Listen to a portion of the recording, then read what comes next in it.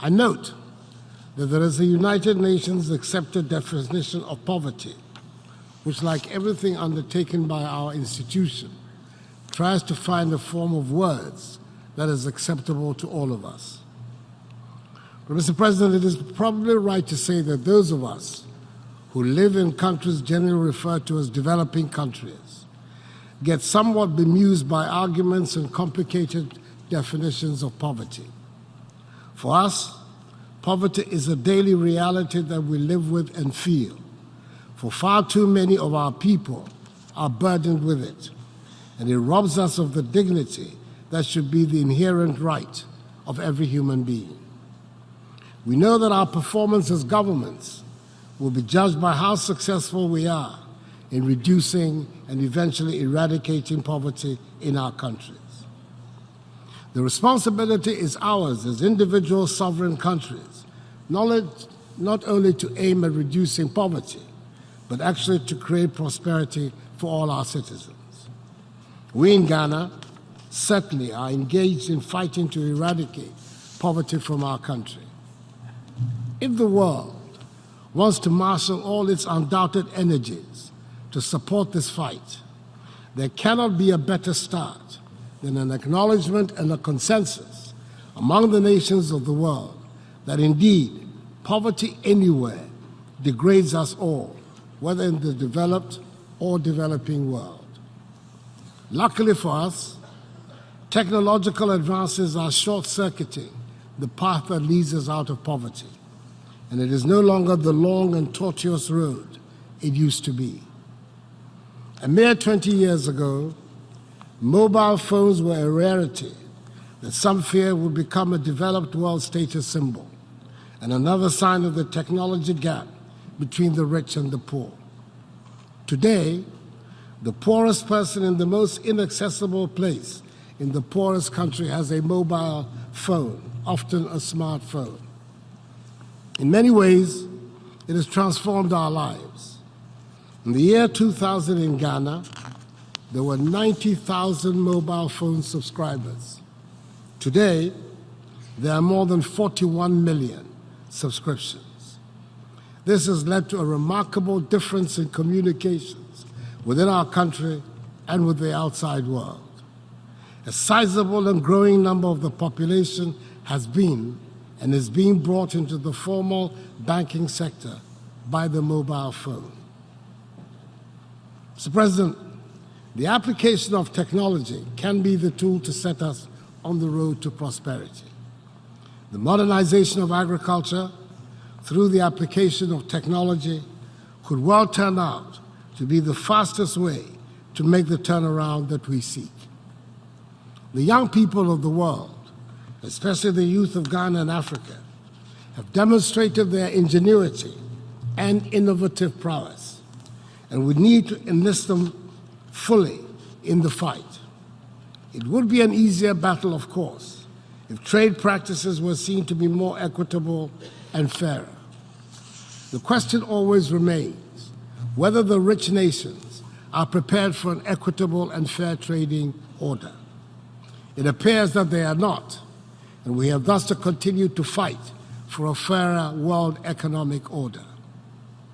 It should not be lost on anyone that the minerals on which the world depends to move industry and manufacturing are mostly available in Africa. And yet we, who own these fundamental resources by birthright, have remained poor, whilst our minerals have brought vast wealth to nations and peoples outside our continent. It is worth pointing out also that not only do we not get a fair share of the wealth once extracted, our lands, our environment, our oceans are often left devastated by the process, and the competition to gain control over these minerals has often led to insecurity in our countries. I do not seek to blame outsiders for our problems, but since we're being urged to find multilateral solutions, I believe it is worth pointing out that unfairness in the economic order undermines the fight against poverty. Indeed, the flight of capital is continuing the foreign exploitation of Africa represented by colonialism and imperialism.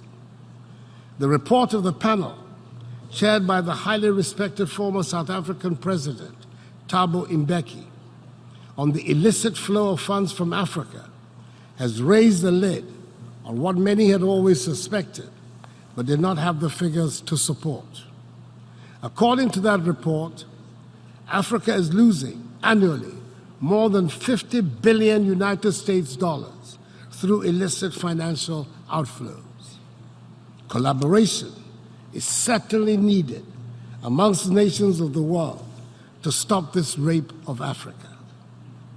The African Continental Free Trade Area, which recently came into effect, and whose secretariat Ghana has the honor of hosting, is a major collective effort by Africa to get to grips with mastery of her own development. It will be the world's largest free trade area since the formation of the World Trade Organization, and will provide the vehicle for us to trade better among ourselves, offer an opportunity to exploit our abundant wealth and resources for the benefit of our peoples, and give us protection in how to deal with other trading blocs. Mr. President, the fight to eradicate poverty is intrinsically linked to quality education, the second part of the problems identified for special attention during this General Assembly meeting. Wherever quality education is available, there's usually prosperity. Throughout the ages, education has been the most equitable source of providing opportunities and has provided the fastest and most reliable route out of poverty. We in Ghana acknowledge that we need an educated and skilled population to be able to compete effectively in the world economy. We're therefore taking the courageous step of spending on education a substantial part of our national revenue, indeed, a third of our nation's budget.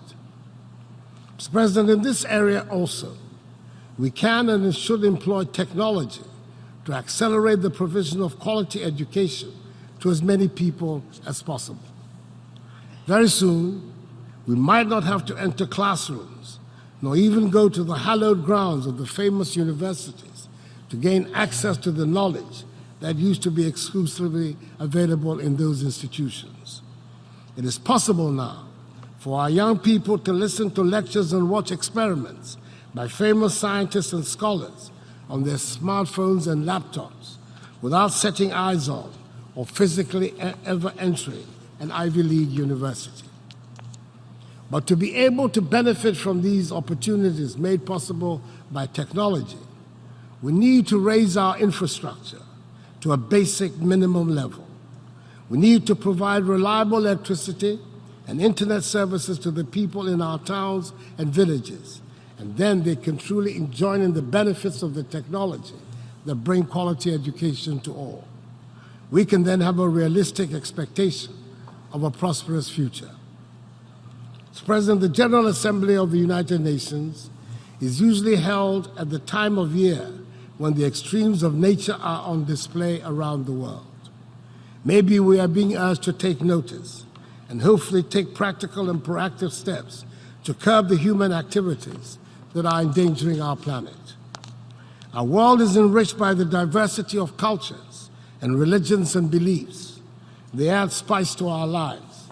But there are scientific and mathematical truths that do not change with space or time. And these truths we all do well to uphold. Now that the scientists have spoken on the realities of climate change, I believe it is time to direct our energies to what we can and should do to counteract the danger and stop unnecessary arguments. Nature has been brutal this year in demonstrating to us that our climate is changing and we're probably pushing our world to destruction. The devastation wreaked by Cyclone Idai, Hurricane Dorian, the extreme summer temperatures across Europe surely provide the evidence, if some was still needed, that it's time to take action to bring back our world from the precipice. This year is the 50th anniversary of the historic landing on the moon which was a seminal event that celebrated scientific achievement and humanity's triumph. The image that has stayed with me since I was 25 years old, and which still brings me true awe and wonder, is that picture of the Earth taken from the vantage point the astronauts had, which showed clearly the truth of the one world that we inhabit. We could try to delineate our borders more clearly. We could make clearer distinctions on the basis of color, race, language, and creed. That picture tells us the natural path is to be inclusive. This in no way is meant to paper over the many difficulties we have in our part of the world that we have to overcome, or to suggest that because some parts of the world are developed and prosperous, we can pretend all is well with us as well. In my part of the world, we do not argue over what constitutes poverty. We know it, we live with it, feel it, and it is a daily reality. As the old saying goes, birds sing not because they have answers, but because they have songs. There might not be any one answer to the theme of this 74th General Assembly, but the hope is that the discussions point us to the possibility of a new world in which collaboration between the nations and peoples is on such a scale that one can dream of and achieve a sustainably prosperous world. I thank you for your attention.